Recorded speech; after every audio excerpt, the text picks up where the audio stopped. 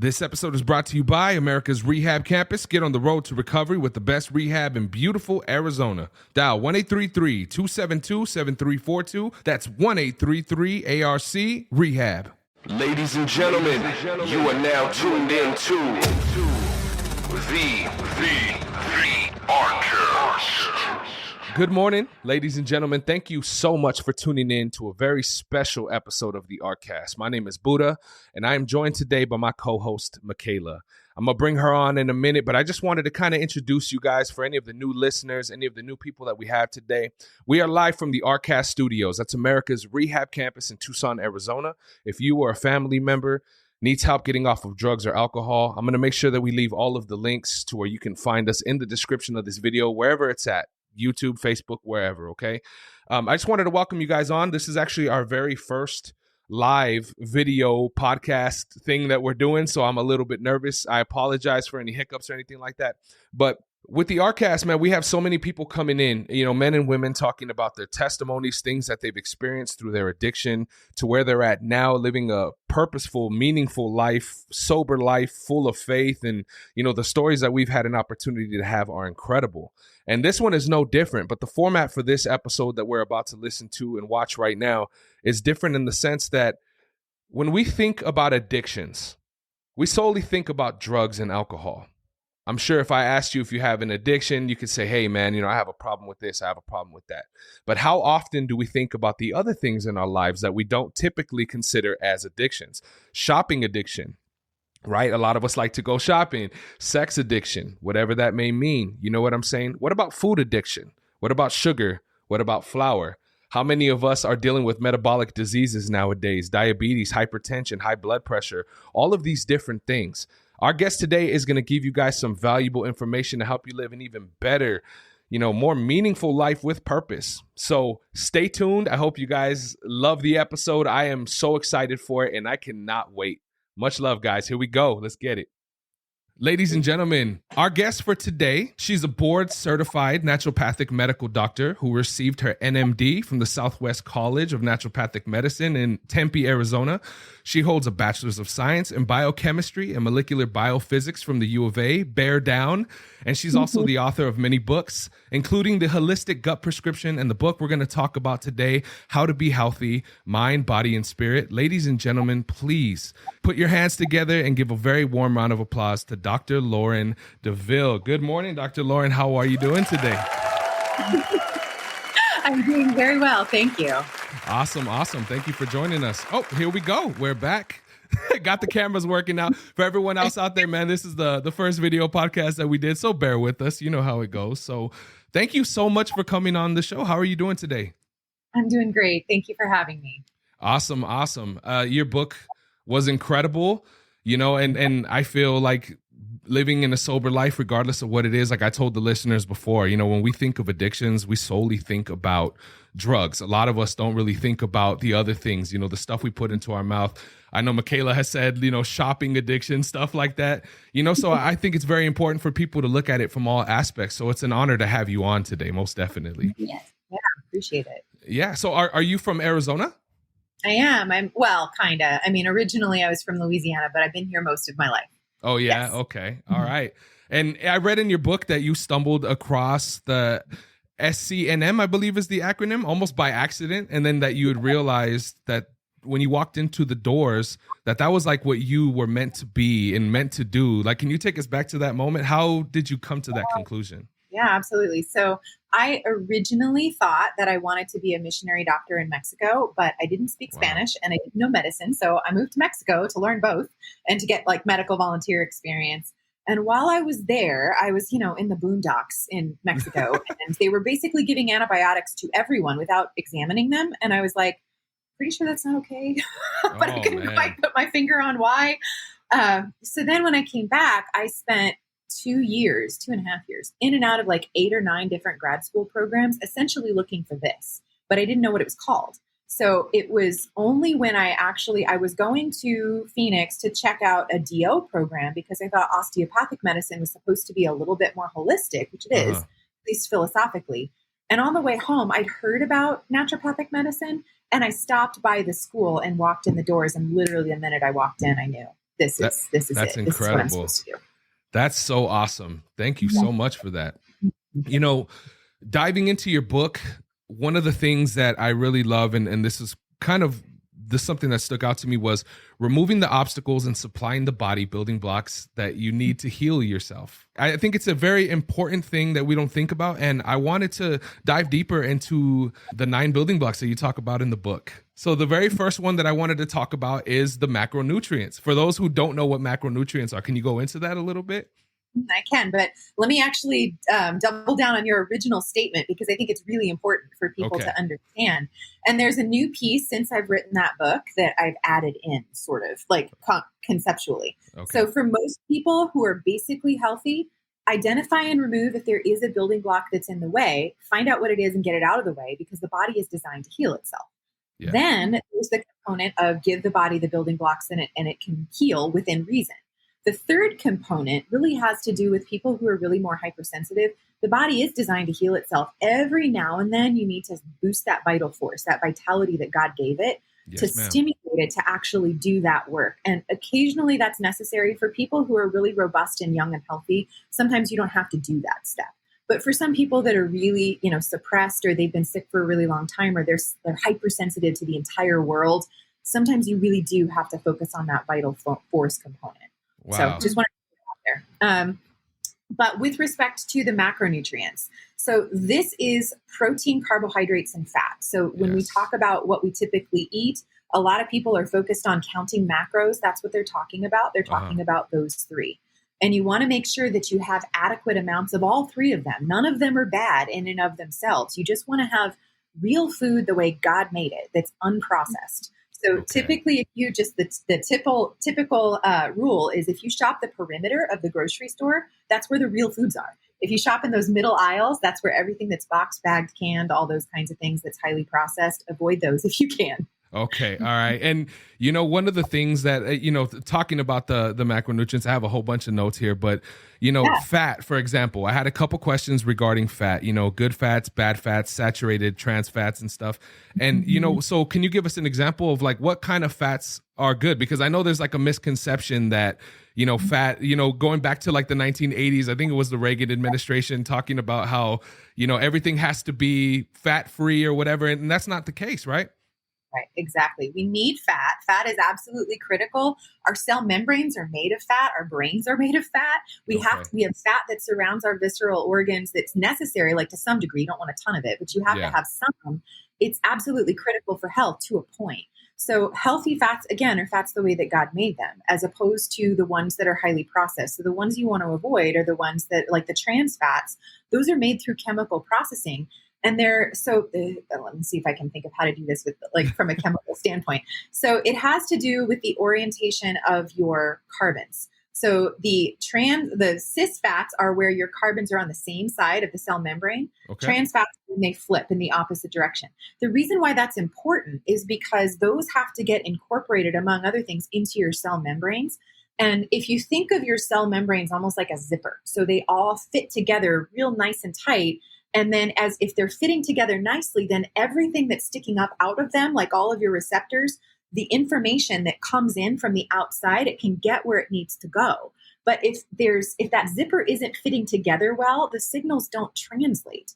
And then that's really important, because your cells are like the brain, like the cell membrane is the brain of that cell.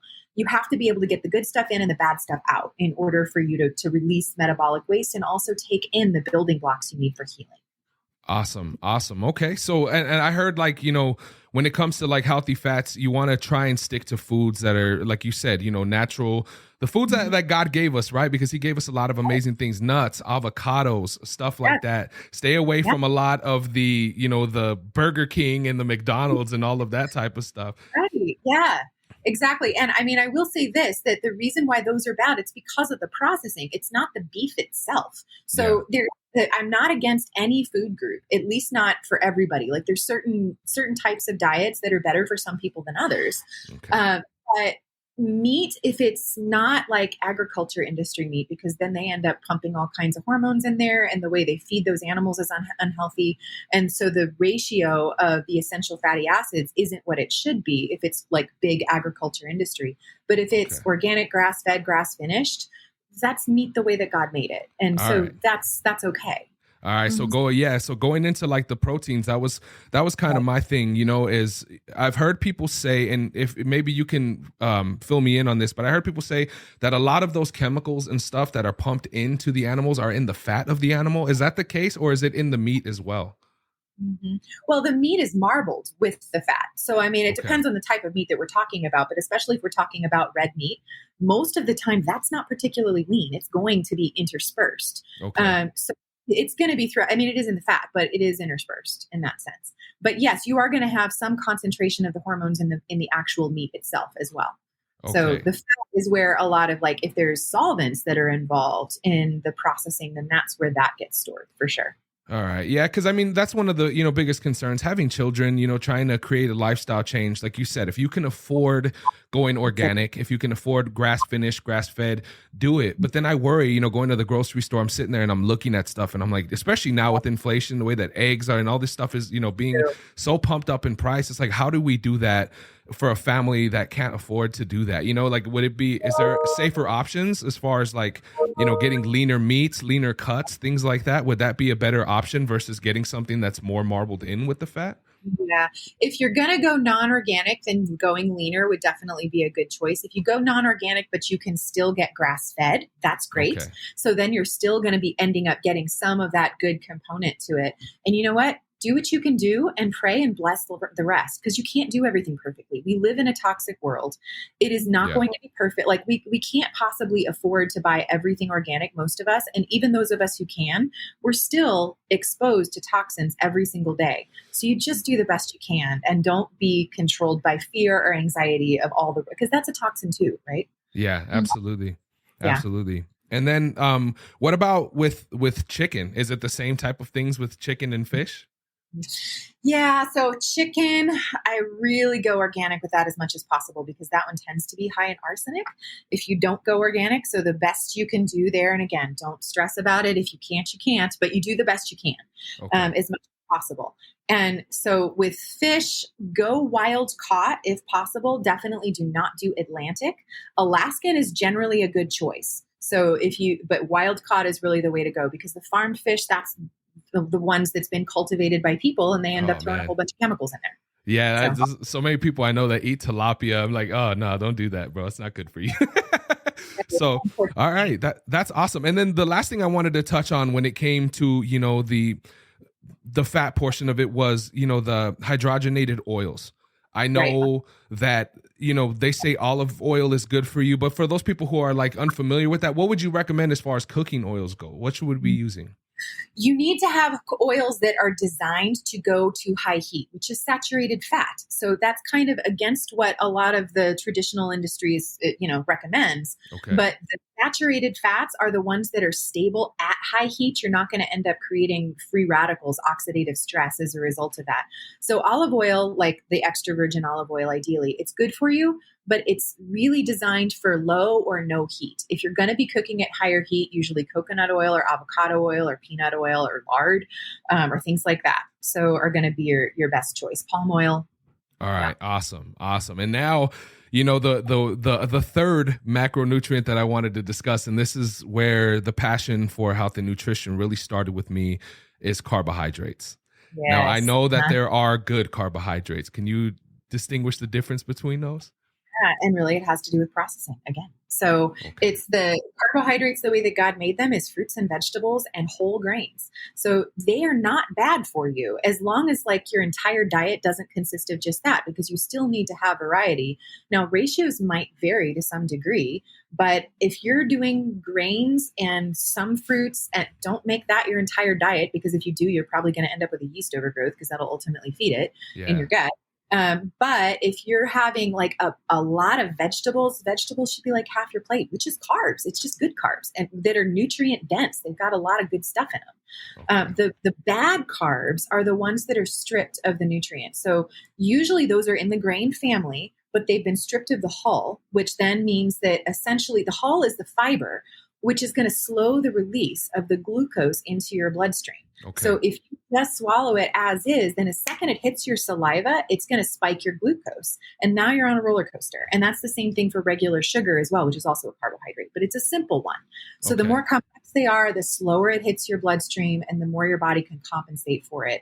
And also, if they're simple white carbs, by definition, that means there's not really any nutrient density in that either. So literally all you're getting is the carbohydrate without any of the nutrition. And you know, that's amazing information. You know, thinking about all of these metabolic diseases and stuff that have been coming lately, you know, and it seems like it's in the last like 20, 30 years that these have really, really gotten out of control. You know, my grandmother, and I wrote this down because I wanted to share this. You know, I remember my grandmother, she told me that diabetes was something that was inevitable. And I grew up thinking that because of, you know, just predispositions of being a Hispanic person, you know, living that way, that I was predisposed to getting diabetes, hypertension. It just happens. And I remember my grandmother having a conversation with me, telling me, you know, depending on what age you get it will determine how long you're going to live. I remember they were worried about me because it was constant processed food. Like, seriously, this is what I was raised believing, and it scares me.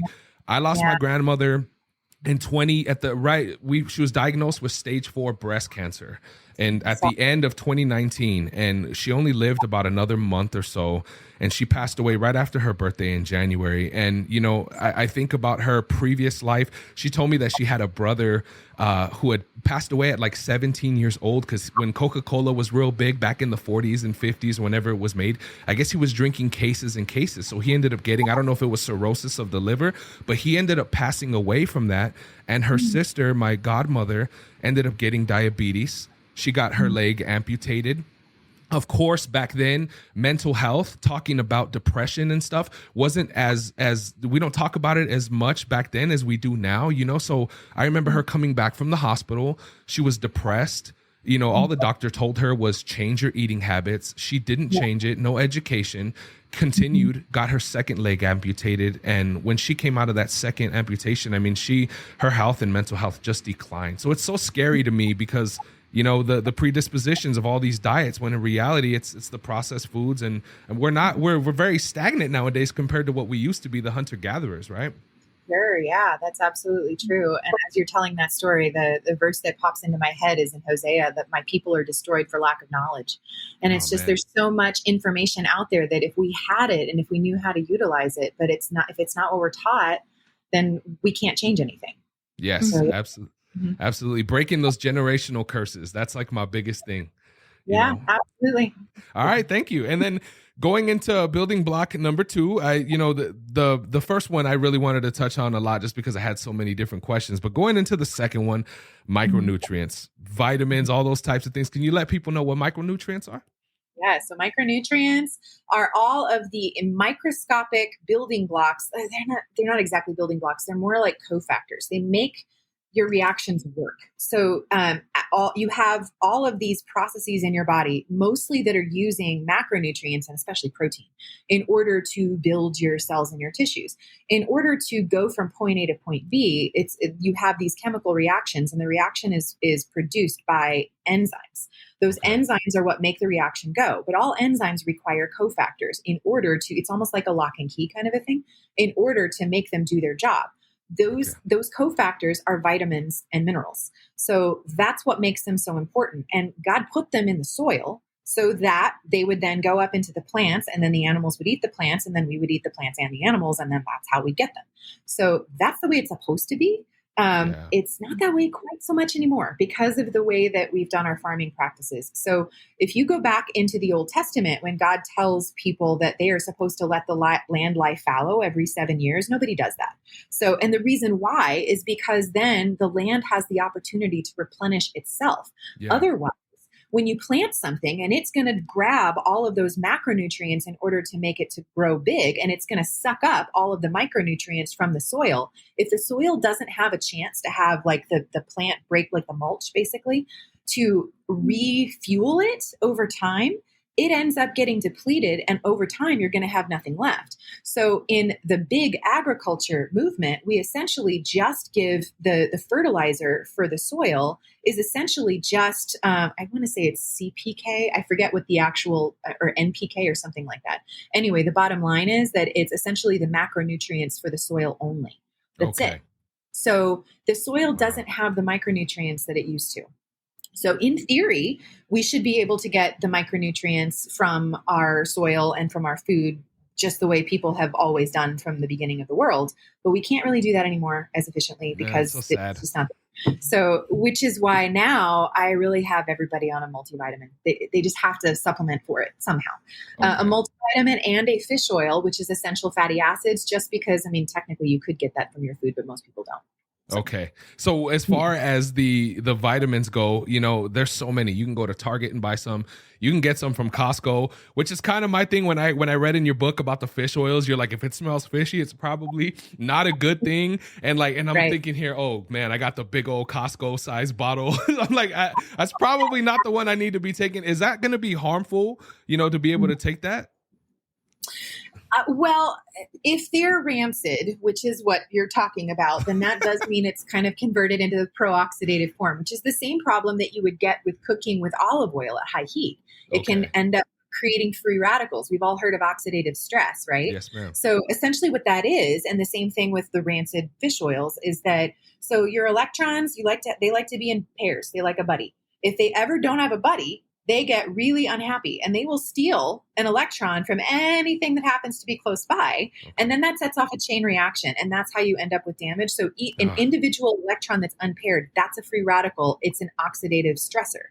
An antioxidant quenches that free radical. It donates an electron. So then everybody's happy and settles back down again. So for that reason, try not to do things that are going to be pro-oxidative because we've got enough of that in our world already, as much as possible.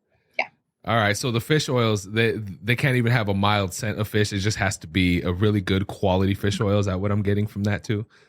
Ideally, yes. Okay. I mean, it definitely shouldn't be super fishy. If it does, there's something wrong for sure. Okay. So I would go high quality as much as possible, but you also could eat high quality fish, so that's one of the ways you can add in flax seeds, although that's going to be more omega-6s kind of. You can do grass-fed meats. You can do the free range eggs. There's other ways you can get your essential fatty acids as well. But a lot of people need some extra fish oil.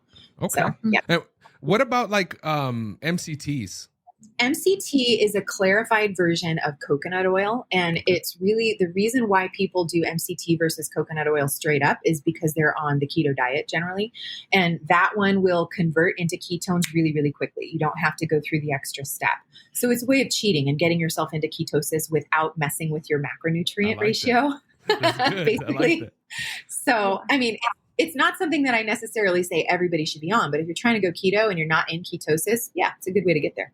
All right. Perfect. So, all right. Yeah. So we talked about vitamins, we talked a little bit about the soil. We talked about the fish oils. Let's next talk about electrolytes, especially living in Arizona. It gets 185 degrees outside. Got to make sure we have electrolytes, right? That is right. Absolutely. And so there's actually a book that I just finished reading called The Salt Fix. And it's by Dr. James D. Nicopolitano. I don't think I pronounced his last name right. It's a really long name, but it's fabulous. And so that one I thought was really eye-opening because he specifically talks about how you lose about 1,500 milligrams of salt for every hour that you're sweating heavily. So if you're exercising intensely, you're probably salt depleted if you're not specifically putting it back in, especially if you're not eating highly processed foods, because that's where most of the salt is coming from.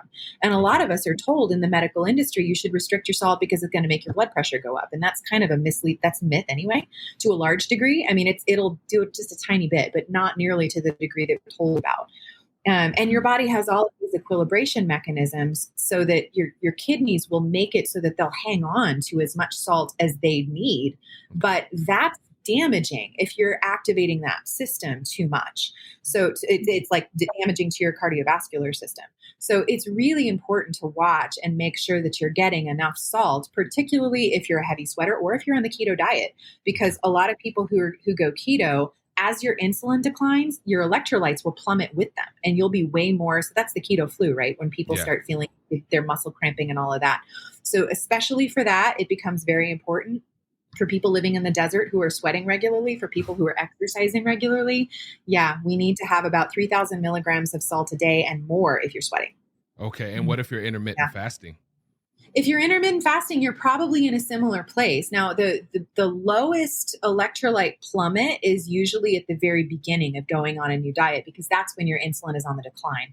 So once you're used to it, you're probably in homeostasis as far as your electrolytes go, a lot more, but you still should watch it for sure. And I would say, add some extra in there. And most people who are keto are doing it because they're trying to lose weight. They're probably exercising too.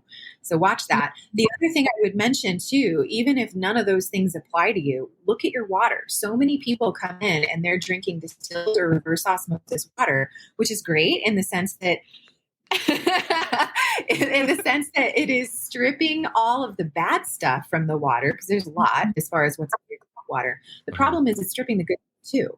So you're going to strip out all of the electrolytes, and then you're not going to be able to adequately hydrate your cells. So my favorite approach for water is Berkey, which is a gravity system. That's going to strip out all the bad stuff and leave all the good stuff, leave all your electrolytes. Wow. Never heard of that before.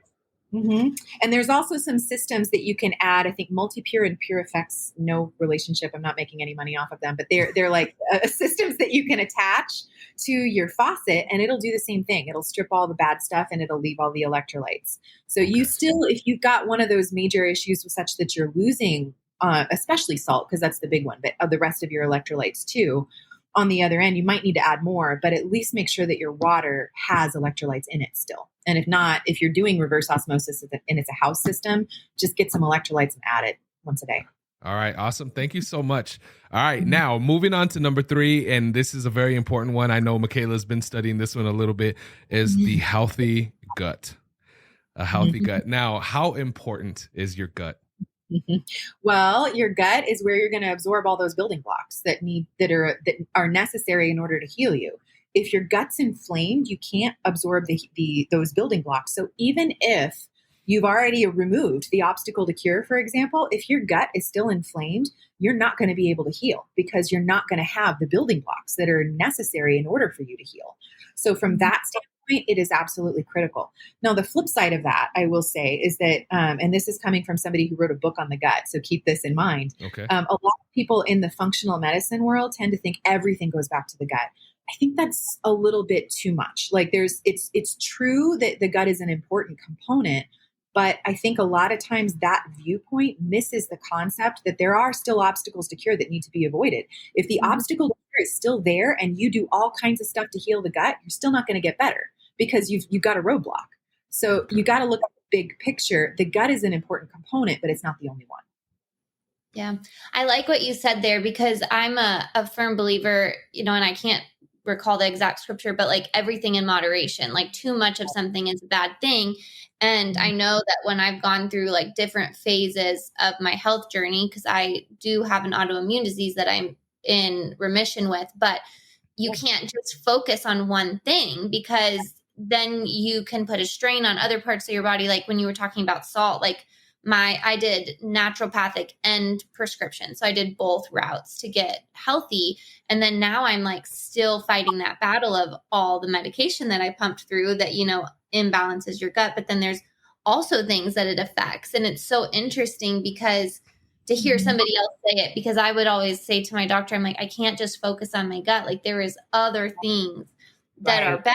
And so that's when you kind of take it into your own hands and become your own advocate to do the research to learn, how you can change and support the big picture, everything that's being influenced. I totally agree. And I think so many of us, in whatever our specialty might be in medicine or any other industry, probably, we have a tendency to get tunnel vision. We see our one little area and everything fits into that. Like if you're a hammer, everything looks like a nail, right? So you got to have like that broader perspective and see the bigger picture in order to see how it's together. Yep, absolutely. Okay. And a thing that I wanted to talk about a little bit was, I know they say, I've heard people say before, I want to know if you agree with this. They say you're pretty much a walking bag of bacteria, especially with your microbiome. You have over 100 trillion in there, in the field that we work in with addiction medicine and, you know, drugs, alcohol and stuff, how important is, you know, like, how does trauma play a role on your gut bacteria and your gut health? Are you talking about emotional trauma or emotional trauma having, and even like, you know, like using like drugs, things like that? Like, I'm just curious on how that all affects, because I've heard that the microbiome is almost like your second brain, and it's so closely tied to your emotions, to your depression. So I didn't know if there was a correlation there.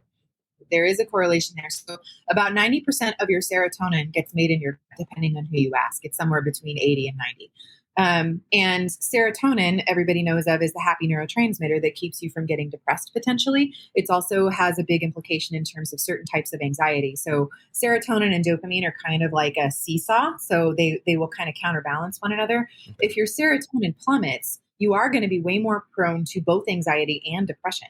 So, and also insomnia, because serotonin is the precursor to melatonin, which helps you to sleep. So all of that stuff is definitely very interconnected. If your gut is inflamed, you're not going to be producing adequate serotonin, and that's going to set you up for all of this. So it's not like I always see people who have mental, emotional issues that it necessarily goes back to their gut, but it can. It is something to look for as a possibility. And certainly anytime you're dealing with any sort of illicit substances or even medications like pharmaceuticals, any of that kind of stuff, many of them have the potential to affect your gut flora, which then is going to affect like potentially the balance in there. You have to have enough good bacteria, they're your army, to protect you from any sort of outside influences. And if they aren't doing their job, if you decimate that army, then you're going to have opportunists that show up. And so there's small amounts of various different types of organisms that should be kind of kept in check, and they'll be okay as long as you got the army in place. But as soon as you wipe out the good guys, now they begin to proliferate and take over. And now you've got what's called an opportunistic infection. A lot of GI symptoms really are that. Some of them are true pathogens that you literally have to go in there and kill. But a lot of times it's just imbalance. But symptomatically, it can look very similar. Wow. All right.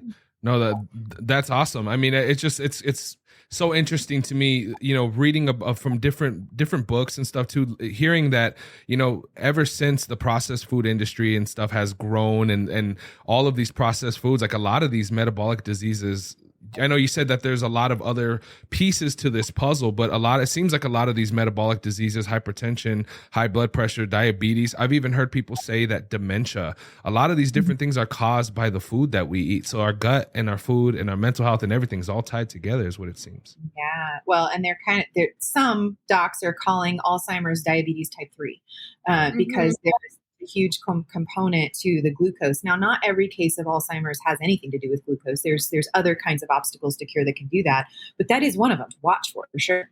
Wow. Okay. Well, thank you very much.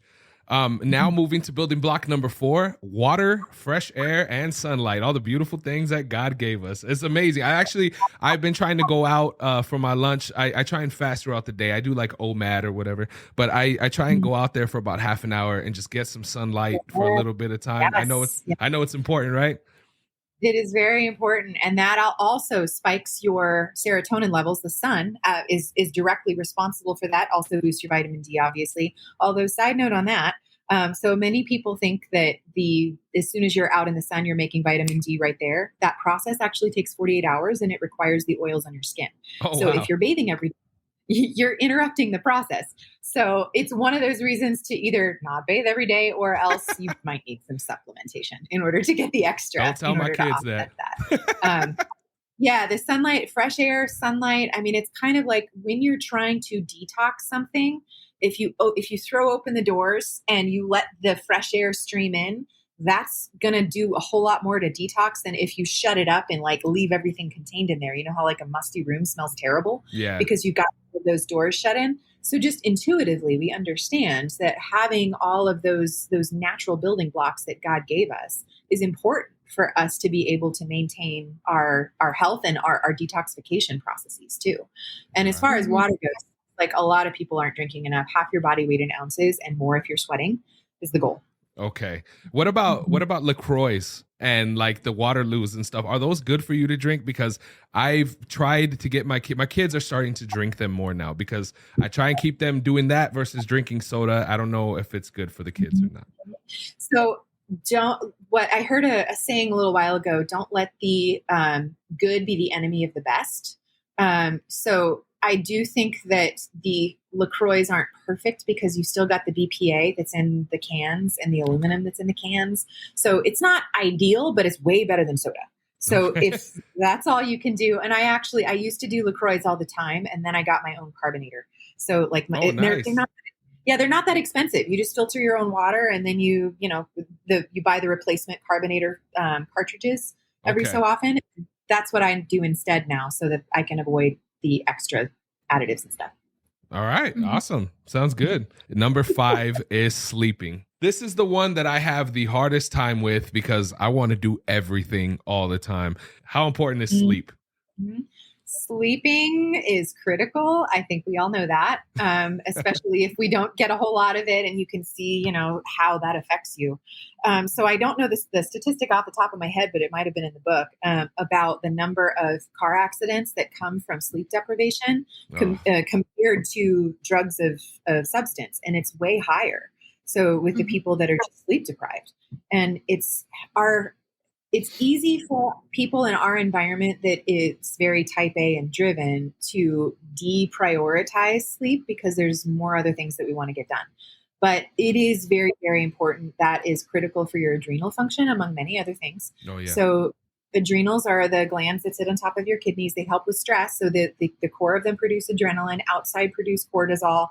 And cortisol basically helps to get your adrenaline level back down. It's your wake-up hormone. It's your anti-inflammatory hormone, and it's your stress hormone. And it's in a seesaw with melatonin. So you have to if you have too much cortisol all the time, that actually contributes to inflammation. And it also contributes to diabetes, because when your cortisol is high in between meals, it sends a feedback mechanism to your liver and says, we need to make more glucose in order to keep the blood sugar stable. So the longer you're awake, there's an inverse correlation with BMI for that reason. Wow. So you're going to have higher glucose as a result. And also specifically for guys, they're going to be more interested in this, that the growth hormone gets released during sleep. Growth hormone is necessary for testosterone. So a lot of times guys who come in with low testosterone, it's because they're not getting enough sleep. Wow. So that's the big things too. So yeah. Wow. That's sleep is something I'm like so passionate about. People think that I'm like so silly about it, but like I actually went into like a deep study of like sleep and the value of sleep and how to sleep better for like almost 2 years. I studied sleeping because when I got sick in college, it was actually like I was at that point in my life maybe sleeping 3 to 4 hours a night. That was it. And they actually said if I had been sleeping adequate amounts, they don't think that my limes would have ever activated. So then I would have never felt what I went through. And so I was like, wow, I've got to change that. And like it ebbs and flows. For the most part, I sleep great, but there's people that don't sleep well at all, which is like so frustrating because they want to sleep. But I've been back on the kick where you get up as the sun is rising, let the, light hit your eyes, be outside, even if it's cold, the fresh air, kind of tying in the last point of how important it is because, and I know they always say like 8 hours is what you should get, but I think it also can ebb and flow to the person.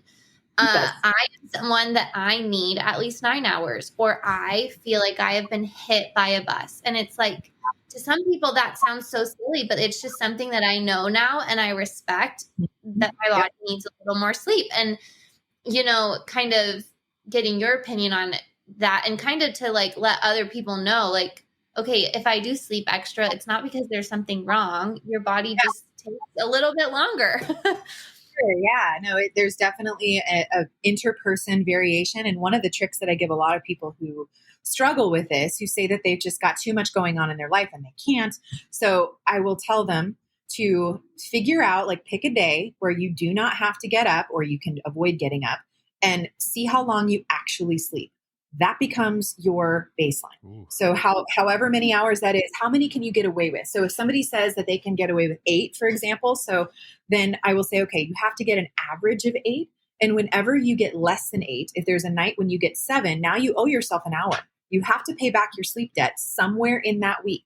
So I don't care how you do it, but get it back in there, because you have to have enough sleep in order for your body to heal. That's also where autophagy happens, where your body will turn over a lot of the cells, the senescent cells that actually need to be dealt with and cleaned out. If you don't do that, there's a huge association with a cancer increase too, if you don't get adequate sleep for a long period of time, because your body needs that repair time. It has to have it. Wow. And so what about like if people are having a hard time sleeping and they take like melatonin, is that something that you recommend or no? If it works for you, the one thing to worry about with melatonin is that some people will have really weird dreams with it. And some people are kind of hungover in the morning. So it's because of that, it's something to kind of watch for. I'm kind of a less is more kind of a girl. So generally, if somebody can get away with not doing something, I usually try not to have more supplements on the list if you don't absolutely need them. But I always, if somebody's doing shift work, I don't care if they get home and they can fall asleep normally. I want them taking melatonin anyway, because melatonin is also an awesome antioxidant and it gets produced in the darkness. So if you're going to sleep in the daytime, you're not producing adequate melatonin, which means that you are going to be set up for a lot of oxidative stress and possibly cancers down the line. So I'll always have those people taking melatonin as soon as they go to bed. Oh, wow. Okay. Awesome. Interesting fact. Yeah, that's cool. Another thing I wanted, in your book, going into building block number 6, which is exercise, I read in your book where you said too, like, I'm honestly, man, I was so excited to have you on. I was nervous, this being the first, video podcast. I wanted to make sure we didn't have a lot of hiccups and stuff. And I noticed yesterday when I got out of work, I was like, man, I just need to get this energy out. I need to work out. But for example, I went and I did like strength training yesterday. And it was a lot easier for me versus if I did like a HIIT training or something like that. I feel like that would have affected my cortisol levels even more. Is there a tie with that? Yeah. So I think what you're talking about is the fact that really intense exercise, the higher your heart rate gets up, the more cortisol you're going to, it starts with adrenaline. It's going to release adrenaline first. Yes. And then you have compensatory cortisol that's going to spike because you can't have unopposed adrenaline. Okay. So you're going to have more cortisol that gets released in order to bring it back down. That's okay if that's only happening occasionally and if your adrenals are healthy. If somebody's adrenals are flatlined, they really can't handle super intense exercise. It's going to make them worse. It's like flogging a dead horse. So for people whose adrenals are really tired, they need to walk slowly and do yoga and really gentle stuff as they're healing. But HIIT exercises are great if somebody has the ability to bounce back from that. So that's the only thing that I would say to watch for. All right. Yeah. And that's where the building block number 5 comes in. Make sure you get plenty of rest and R&R. That's very important. So with exercises, looking back at some of the clients that we have, it ranges, especially now. I mean, we have 18 to, older people addicted to different things. I know it's hard sometimes to feel motivated to get up and to move around. What is your thoughts on even getting started, like as far as walking goes? Is walking important? Is that a good, easy way to get into it? Absolutely. Whatever you need to do in order to build a habit. And here's what I will often tell people if they haven't exercised in a long time and they don't feel motivated and they don't want to do it. So pick a time every day, same time. And that is your workout time. At that time, I always tell them, get up and do something. If you have a treadmill, go make yourself a cup of coffee and stand on the treadmill. Don't even turn it on. Just stand there. But drink your coffee for 5 minutes, get off. Next day, get on, maybe turn it on and walk for a minute while you drink your coffee. Next day, turn it on for 2 minutes. Because the point is you will build a habit in 21 to 90 days, depending on the person. So it depends on how long it might take you. But after you get to that place, that 21 to 90 days, then it becomes self-perpetuating. You don't have to work for it anymore. You just have to give yourself that boost. So, find something. There's a fabulous book that is by Charles Duhigg called The Power of Habit. And he talks about the neuroanatomy of a habit. There is the behavior, there's the trigger, there's the behavior itself, and then there's the reward. So he argues that once a habit is formed, you can't change the habit per se, but what you can do is change the behavior in the middle. You have to use the same trigger and get the same reward. So his example in that book was that every day at 3:00, he craved a cookie. And so he would then think about, make plans for each day. When 3:00 hit, what am I going to do besides go get a cookie to see if it satisfies the craving? And then if it doesn't satisfy the craving, I'll go get the cookie, but I'm going to figure out what I'm going to do differently the next day. Okay. So as he continued to try this, what he ultimately realized is that at 3:00, he was bored, and he happened to work in a place where he had to go down to the cafeteria to get a cookie. So he was satisfying the boredom, and he was actually interacting with coworkers. So once he figured that out, he went and spoke to a coworker at 3:00. 10 minutes later, he didn't want the cookie anymore because he'd satisfied the real craving. So sometimes I'll encourage people, if you've got a bad habit or a habit that you're trying to break, then you'd need to figure out some other intermediate behavior in there in order to switch it up. So something that will give you that same concept of reward. So it's slightly different than building a new good habit. The new good habit is pick a trigger and use that, and then give yourself maybe a reward on the other end. In my initial example, that would have been the coffee. But whatever works for you. For some people, they might do really well. They might really enjoy, like I'm one of these people, I really like reading. Okay. So, but I don't usually want to sit down and just read a book. So I do it when I'm at the gym, when I'm on I'm on the exercise bike, or I'm on the elliptical or the stair stepper. I'll let myself read that book.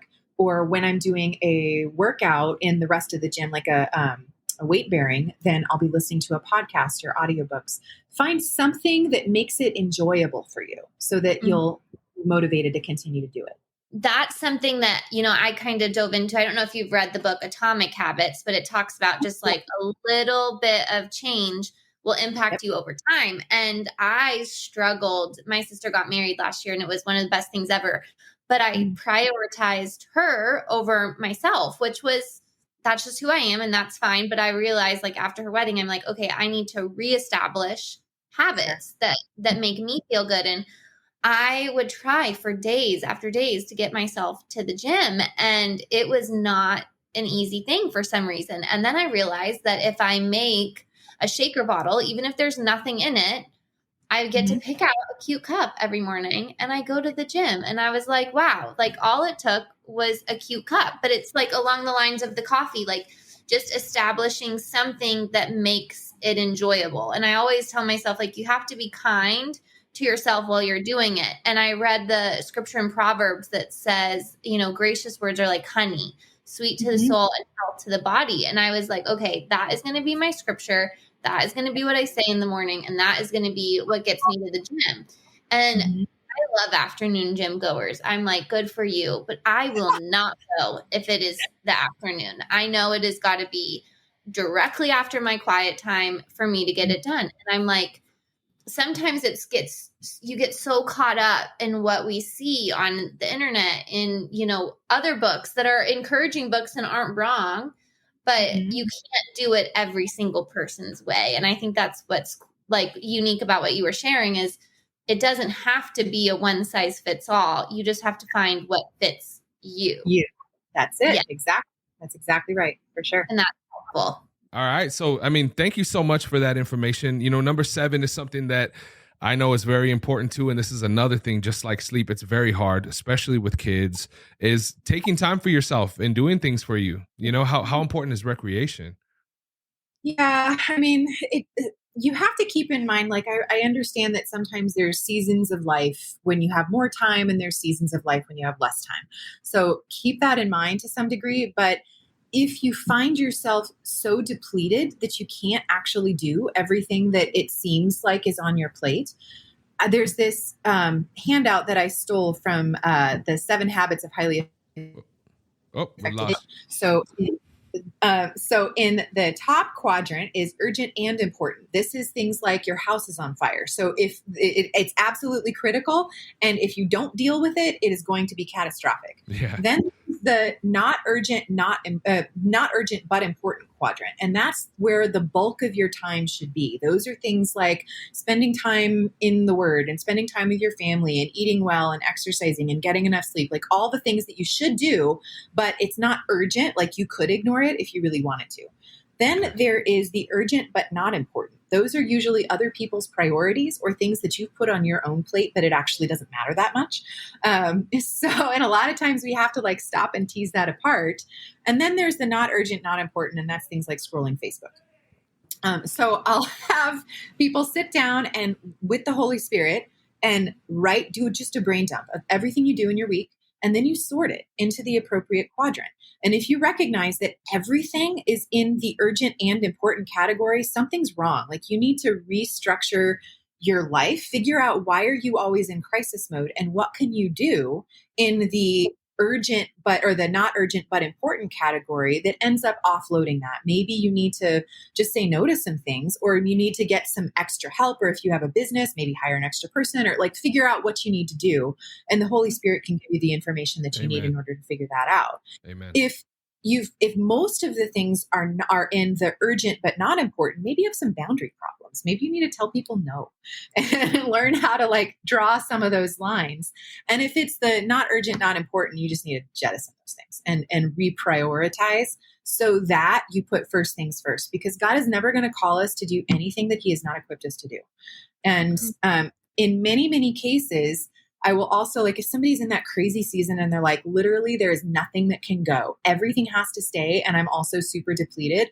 Well, we can do all things through Christ who strengthens us. So at that point, I think it becomes a realigning your mentality. So the scripture says a lot about the power of words and thoughts. So it says in there that we can cast all of our cares on him, and because he cares for us, and we have everything that we need for life and godliness in him. So if I have people write out their confessions of, I am hooked up to the infinite power source, I can do absolutely everything he calls me to do. I have all of the energy, all of the neurotransmitters, all of the resources that I need to do everything that he has called me to do. And it's amazing how that refreshes you. Yeah. But you have to put things in the right order in order to figure that out. Maybe you just need to reorient.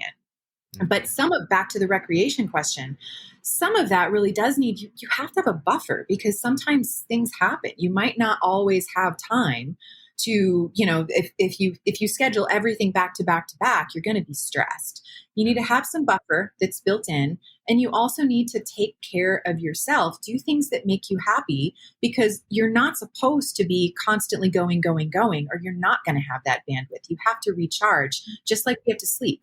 We have to have that extra time in order to feed and care for our own souls too. All right. That's awesome. Speaking of not having that enough time, I know, Michaela, you said that you had to go to a meeting. If it comes up and we have to, I know you're a part of it. I appreciate you being here with us, but just let us know, and I can, we'll do what we have to do. But no, I think that's super important. And, I think about it too. As a married man, my wife and I are getting ready to celebrate 11 years of marriage on the 11th of this month. I read in the book where I believe you said something about vacations and how it's important sometimes that it's not the same when you go on a vacation with the kids. We love being with our families, right? But right. I mean, is it important for a husband and a wife to do things on their own as well? I think so. Absolutely. So, I mean, just because you need to make sure that you're also prioritizing that relationship, that's the core, right? Yes. I mean, that is where there's a relationship there that is giving the kids the security that they need. They need to be able to look to their parents and see that they are each other's main priority. So I think that is absolutely important for sure. All right. Awesome. Awesome. Yeah. Thank you so much. Number 8 is something that I think is I've learned that I've had some toxic things in my life, so I'm very interested in this one, which is solid relationships. Yes. The people that we love and we keep around us. Sometimes I think you referred to them as bloodsuckers. Some of the people, yes, I did. some of the people in our lives that are bloodsuckers. So if you could go into that a little bit, how important is it for us to have solid relationships in our life? Yeah. So my favorite authors on this subject are Henry Cloud and John Townsend. They've got a series called Boundaries, and they say boundaries in each various relationship. They've also got, I think it's just Henry Cloud that wrote a book called Safe People. And it's about the people that are going to cheer you on, and they're people that are on your side. And in the Boundaries book, they talk about the verse in Galatians 6, I believe it is, that said that we're supposed to carry each other's burdens, but each one should carry his own load. And there's different words in the Greek for that. And the idea of we should carry each other's burdens, that implies something that is way too big for one person to carry on their own. We should come alongside each other and lift them up. in prayer and in whatever resources that we need in order to help that. But each one is supposed to eat a load is just like a little sack that each one of us has our own. You're not supposed to pass that off to somebody else, and nobody's supposed to pass theirs off to you. Yeah. And you shouldn't let that happen either. And it's appropriate for you to say, no, these are my resources. This is my time. This is my energy. And I'm going to protect those. And when somebody asks you for something, there shouldn't be an obligation for you to say yes. It should be something that is freely given. God loves a cheerful giver. So if there's any sort of sense of obligation, or if you start recognizing that there's some resentment going on, you got to stop and reevaluate. That is draining your energy that you need in order to do whatever else God has called you to do in the world. Yeah. So reevaluate for sure. Amen. And I remember that just a couple little scenarios. One time, a long time ago, I overheard a client that was talking on the phone, and I remember she was talking to her significant other, and the significant other was upset because he could hear other men and stuff like that in the background. And I remember she ended up leaving treatment.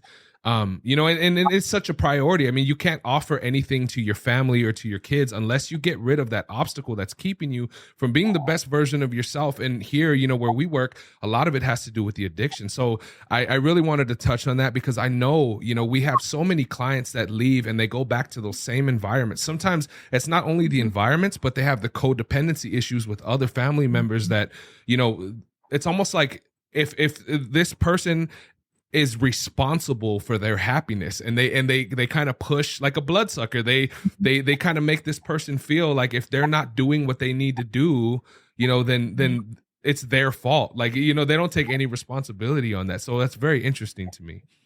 Yeah. And so along those lines, I think that those Henry Cloud and John Townsend really explain this very clearly, in my mind anyway, that you should stop and think about what things are actually under your control. If it is not something under your control, then it's not your responsibility. Amen. If it's something that's under somebody else's control, then it's their responsibility. So what's under our control or our responsibility? It's going to be our thoughts, our desires, our feelings, our dreams, all of those, and trying to meet our physical needs, like all of those things are our responsibility. Somebody else's thoughts, desires, expectations, that's their problem. Yeah. So when we can recognize that differentiation, we can say, wait a second, I don't have to do this just because you think I should. And then it becomes a way that we can see where things are truly falling. Where are those boundary lines and which side does it fall on, so that we can say whether we're going to pick it up or not. Yeah. And see, that's so interesting. And I'm looking right here. I remember in your book, you were talking about the case Lillian, who said that she had a son that was on drugs. And you were talking about, how she was kind of like enabling him. I just feel like it's just so important for us to see that. I mean, thinking about that whole thing too, with kids, even touching on to, the first part, my wife and I have made some some crazy lifestyle changes that my kids were not raised with, and it does cause conflict, especially when dad all of a sudden is throwing out all of the processed foods. Dad is all of a sudden not eating this anymore, and I could see where it causes a little bit of turmoil between me and my kids and stuff like that, and as a father, we want to be there for our families. We want to be there for our kids, but there's a thin line when it comes to enabling, certain behaviors that they start building up and stuff. So sorry, it's a bit of a tangent, but it's just something that's just running through my head as I'm hearing you talk about that. Yeah, absolutely. I mean, we have to recognize that what you put up with, you end up with. So if you allow somebody to continue to treat you in a particular way without a consequence, it's teaching them that they can continue to behave that way. Yeah. So as soon as you create appropriate consequence, now suddenly they have to make a decision of whether or not it's worth it for them to deal with this consequence or not. But if you're picking up somebody else's consequences for them, they're off scot-free. They can keep doing it and they're fine. You're the one with the problem. Yeah. So recognizing that difference. Oh yeah. Let's see here. The last building block, I believe we did all 8 already, right? Yeah, we've done all of them. The last one, and I feel is the most important one, because it brings God into the conversation, is peace and a sense of purpose. How important it is for a person to feel like they have a sense of purpose. I mean, going back to the behavioral health, depression. You know, it's so interesting to me. We talk about a lot on the podcast how it's a battle. It's not a battle of the flesh. It's a battle of the spirit. And, you know, so many people have so many amazing things to offer the world, but when they seclude themselves from everybody else, they're alone. It's almost like the devil's voice gets a lot louder and starts telling them, you know, you're not worth this. You're not worth that. And, you know, we try and talk about that a lot. It's like, you know, understand how the devil works and understand putting on the armor of God, you know, and I think a lot of that has to be with connecting with him and understanding where your sense of purpose comes from and that peace in your life. Yeah, absolutely. So Abraham Maslow's hierarchy of needs comes to mind with this one. I think I might have put that in the book, where the idea is it depends on each level of getting your needs met will take the bulk of your attention. So at the very minimum, if there's no oxygen, that is the priority. You don't need to find a bathroom. You don't need food. You need oxygen. And as soon as the air is available, now you're going to start thinking about your food and your shelter and those kinds of things. Yeah. And you work your way up. Once you've met some of the basic needs, now suddenly you get to this place of needing that sense of higher connection and higher purpose. That's ultimately where we all need to go. Once we've got like the basics of our functionality established, that's where he ultimately wants us to be. And once we've got health and available, once we've got ourselves where we need to be, that's the very next place that our brains go. And I think that's why a lot of, arguably, the depression and anxiety have been so much higher in westernized societies where we've got a lot of our physical needs met because we have the time to stop and think about it. All of the things that we're lacking. Yeah. But there's, you know, the God-shaped hole kind of a concept. That is the only place that fulfillment is going to be found. He is the one that sustains us. And if we don't go for that, if we don't actually make that connection with him, everything is ultimately going to seem futile and empty. So absolutely, that is completely critical, I think. Yeah, for sure. I mean, it's one of the hardest things, you know, talking about is, you know, we have people, and you have to understand, like, they're coming from so much trauma in their life, so many different circumstances, which lead them here into our facility, you know, and for a lot of people, they deal with religious trauma.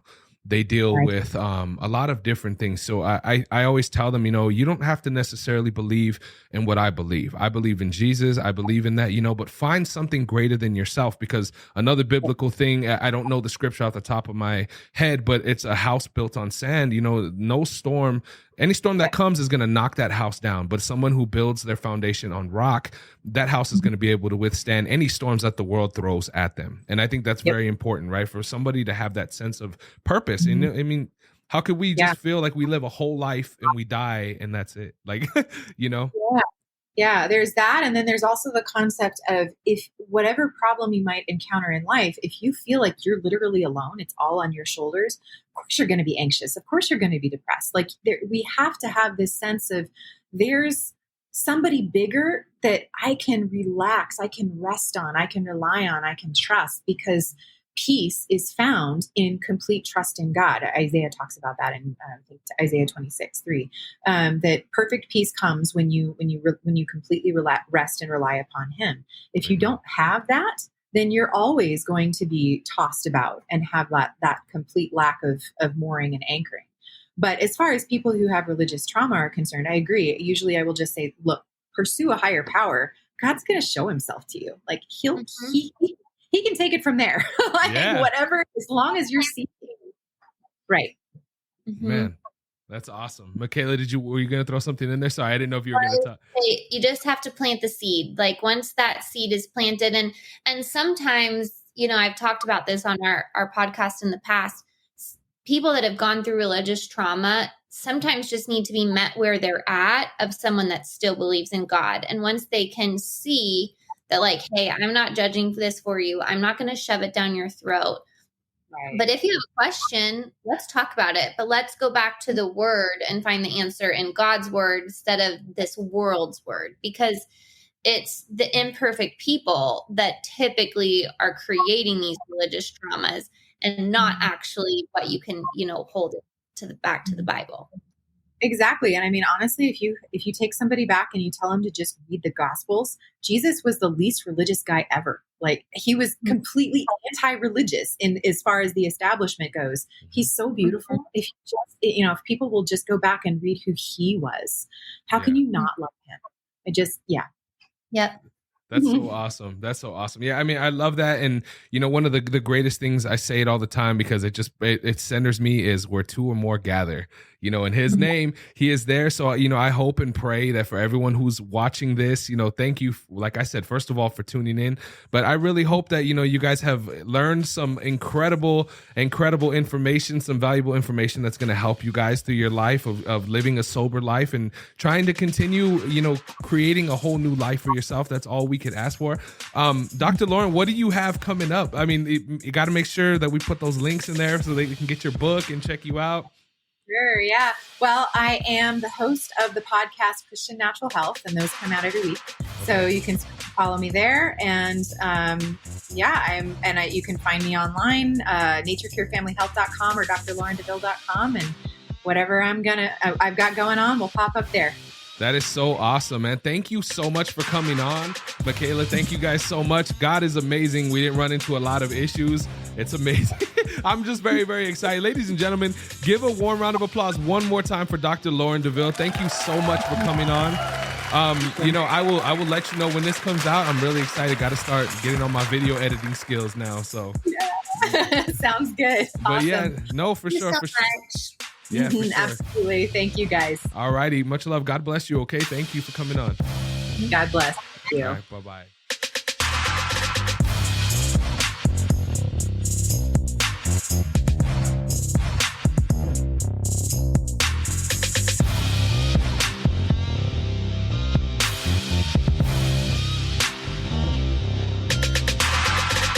What's going on, everybody? This is Buddha from the ARCast, and I just wanted to thank you for checking out this week's episode. It means a lot, and if you could share it with a friend or a loved one, somebody you need in recovery, or maybe somebody who just needs that little bit of extra positivity in their life, we'd greatly appreciate it. If you would like to join us here on the ARCast, either in the studio live or online, hit us up. The links are down in the show notes of this episode, and on there, you can find direct links to our main website here at Americas Rehab Campus and all of our social media platforms. Follow us. We keep the posts positive and motivational, focused on recovery, health, and wellness. As you know, in this modern day and age, we need as much love as possible, y'all. And as always, if you or somebody you know is in need of substance abuse treatment, please don't hesitate to give us a call. We're open 24 hours a day, and our direct phone number is 1-833-272-7342. Once again, that phone number is 1-833-272-7342. I hope you all have a beautiful rest of your day. Much love and God bless.